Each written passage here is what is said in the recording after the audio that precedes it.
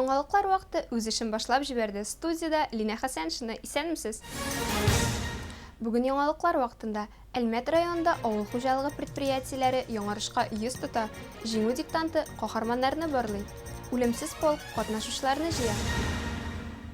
Район хуҗалыкларында чәчү кампаниясе дәвам итә. Авыл хуҗалыгы предприятиеләренең барысы да диярлек сабан культураларын чәчүгә кереште.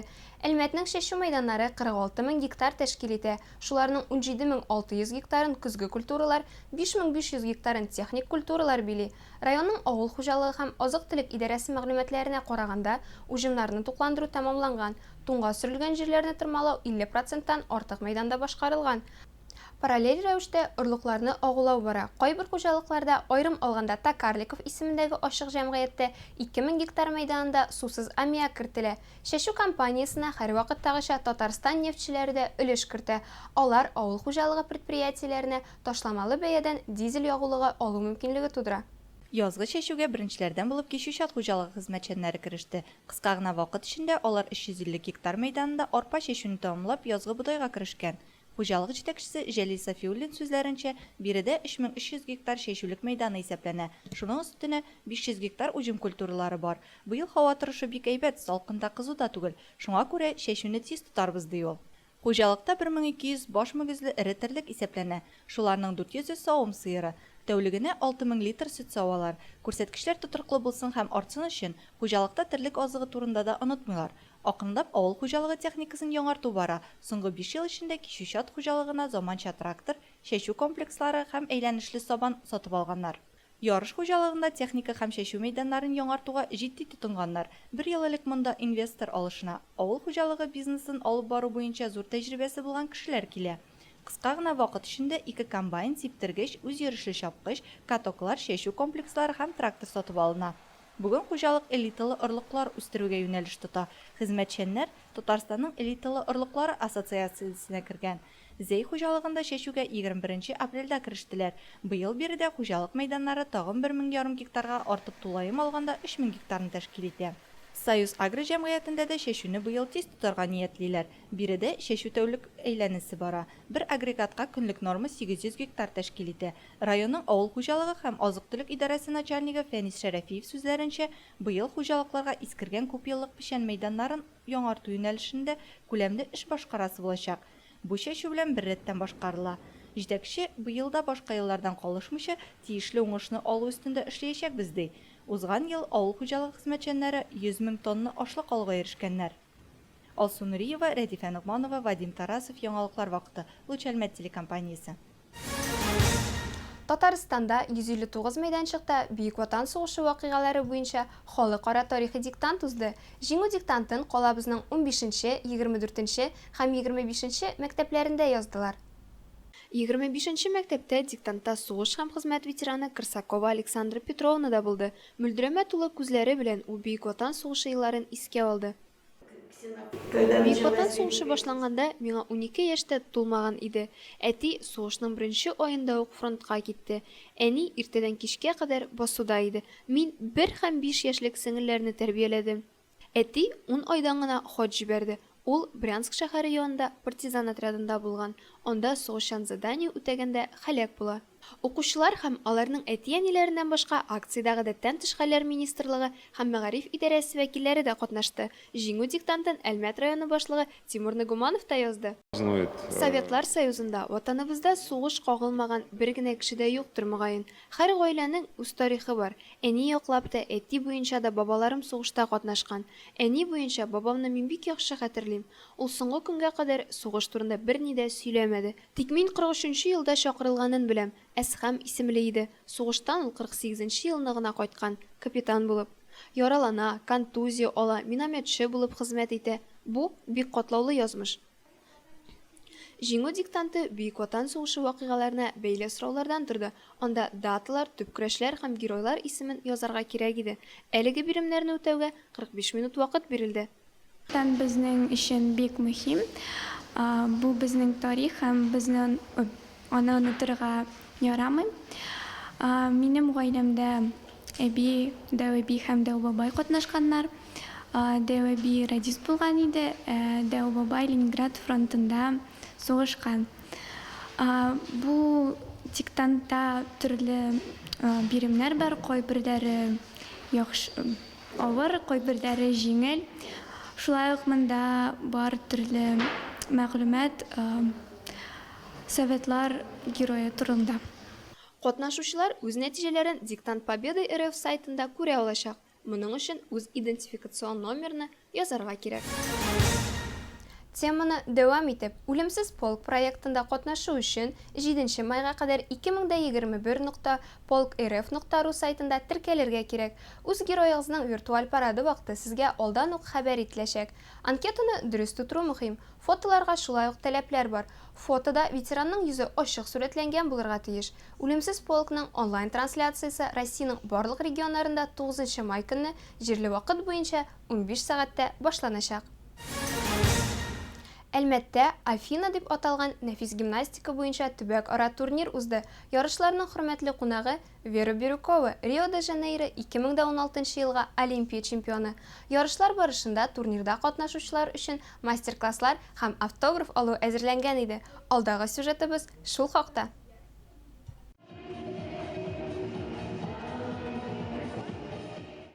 23-ннән 25 апрельгә кадәр нәфис гимнастика буенча төбәк-ара турнир узды. Аның максаты спортның бу төрен популярлаштыру һәм үстерү, гимнастларның спорт осталыгын арттыру, хөкемдарлар, тренерлар һәм спорт өлкәсендәге белгечләр арасында тәҗрибә алмашу, спорт разрядларын үтәү.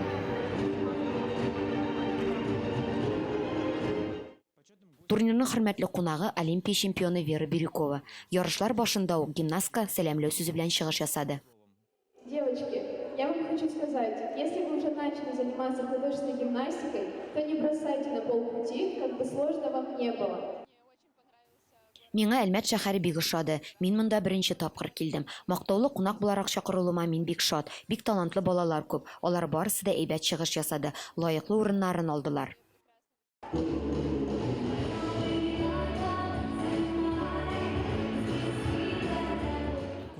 Турнирда спорт мәктәпләре һәм клубларының гимнасткалары катнашты. Команданы бик күп спортчылар тәкъдим итә алды. Ярышлар Халыкара гимнастика федерациясе кагыйдәләре буенча үткәрелде.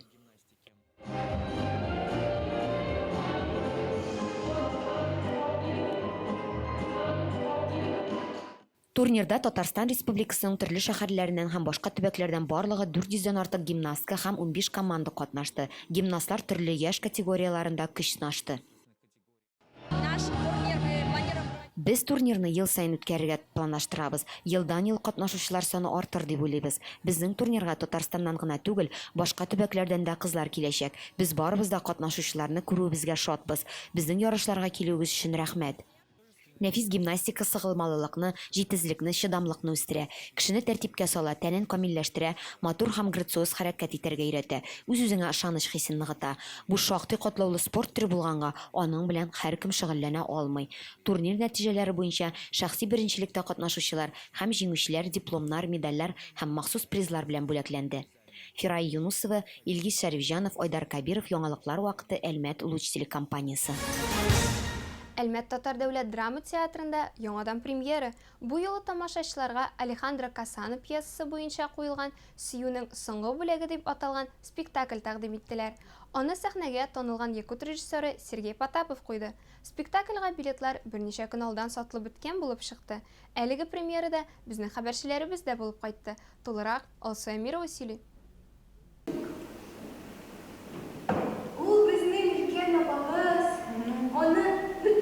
Яшәү һәм үлем. Вакыйгалар кайчандыр бай яшәгән йортта башлана. Хатын 4 ел элек улы кызын югалткан.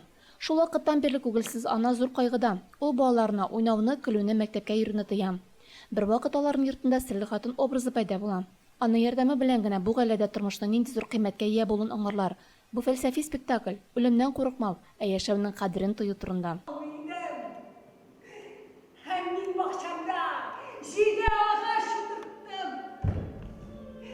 Сөюнең соңгы көне испан драматургы әсәре.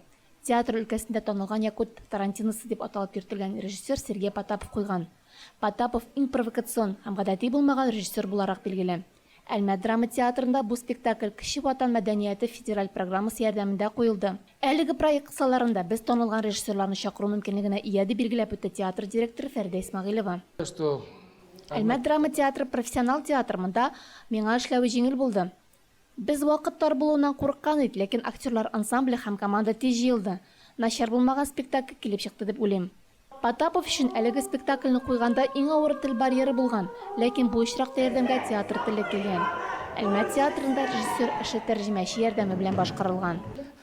Я знаю два слова. Бүләкләр и чәчәкләр. Без бит ошаган, без дә бит төрекләр. Мин Саха якларыннан иң төньяк төрекләргә керәбез. Тел охшашлыгы бар, күп сүзләр ошаган. Спектакль бер ай вакыт аралыгында куела, ләкин шуңа да карамастан спектакль уңышлы чыккан, тамашачылар аны җылы кабул итте. Тәшем белән премьерага килдек. Спектакльне карадык. Спектакль бик ошады безгә. Рәхмәт ясын шундый артистларның күркәм спектакль тамашачыга тәкъдим иткән өчен.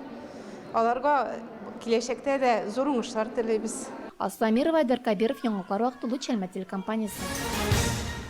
Биюшегә сүз әйтмәгез, бии шумара. Биюшегә сүз әйтмәгез, бии шумара дигән әйтем булса да, сәхнәдәге балалар туу белән үк тыпырдап киткән сыман тоелды. Сәхнәдә кызыллы, аллы, зәңгәр су күлмәкләрдәге балалар күбәләкләр сыман очып-очынып биеделәр. Ризаддин Фәхретдин исемендәге татар гимназиясендә бию көненә багышланган чарада безнең хәбәрчеләребез булып кайтты.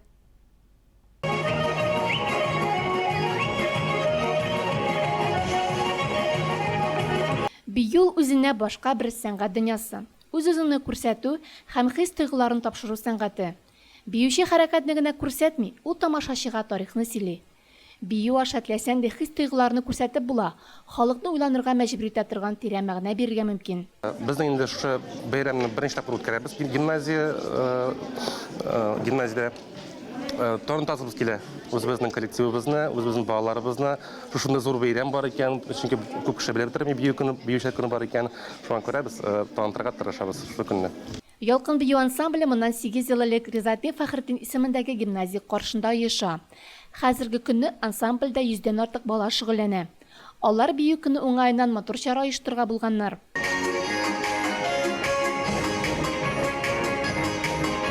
Гимназия милли уку йорты буларак бию коллективсыз яши алмый.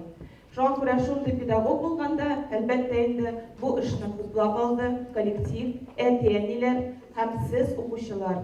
Кызыксынып, яратып, шул бию төркеменә йөри башладылар.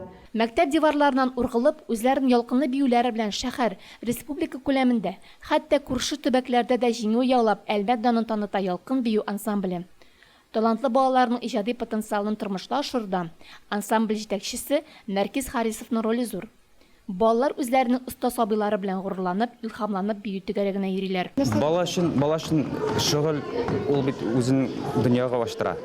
Бию класслары оештырылгач, без балабызны беренче класстан ук шу мәктәпкә бирергә булдык.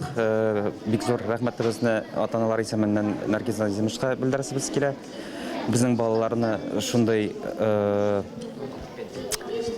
ничек дип әйтим, дөньяга аяк атлатып торган өчен ул бит инде бөтен халык биюләре белән таныштырып, аларны төрле шәһәрләрдә йөртеп, балалар белән аралаштырып үстерә. Бию музыка тактынауга дигән хәрәкәтләр ясау түгел, ул зурак төшенчә. Бию үз өстендә эшләргә, теләсәң дә эштә уңышка ирешергә өйрәтә. Бию баланың ичке дөньясын боята, аның һәр яклап үсешенә ирешергә ярдәм итә. Бар 3 бию һәм анда татарча биюләр дә бар һәм русча. Мин 6 яшьтән бием. Мин бигәндә үземне дөнья кебек күрәм. Асламирова, Рафаэль Сафин, Яңаклар вакыты, Луч Әлмәт телекомпаниясе. Ознакай шәһәрендә гомер кичерүче Гөлҗиһан Чернышова үзенең 100 еллык юбилеен билгеләп үтте. Юбилярны район җитәкчелеге тәбрикләде. Тулырак Илмира Шәрифуллина. Сезнең дә барлык Ознакай халкы исеменнән, президентыбыз исеменнән олы зур юбилеегыз белән, 100 яшьлегез белән тәбрик итәбез. Тормышы белән Гөлҗиһан апа Әгерҗе районыннан. Әмма аның бөтен хезмәт юлы Ознакай белән бәйле. Сугыштан соңгы авыр елларда Балтач районында райком сәркатибы булып эшли. Соңрак Ознакайга килеп төпләнә. Лаеклы ялга киткәнче элемтә бүлегендә эшли ул. Бу өлкәдә 40 ел өзлексез хезмәт стажы бар. Әле бүгенге көндә дә Гөлҗихан апаның күңеле көр, йөзе якты, хәтере яхшы. Ул искиткеч әңгәмәдәш. Кызы Галия һәм улы Фуатның яраткан әнисе дә ул. 11 онык һәм оныкшыгының яраткан әбиләре дә. Гасыр яшьтәшен Рәсәй һәм Татарстан президентлары исеменнән котларга Азнакай муниципаль районы башлыгы Марсель Шәйдуллин килде. Шундый котлау 100 яшьлек юбилейгыз белән сезне котлый үзебезнең Татарстаныбызның президенты. Так, бусы инде менә үзебезнең менә Азнакайлылар сезне чын күңелдән тәбрикли.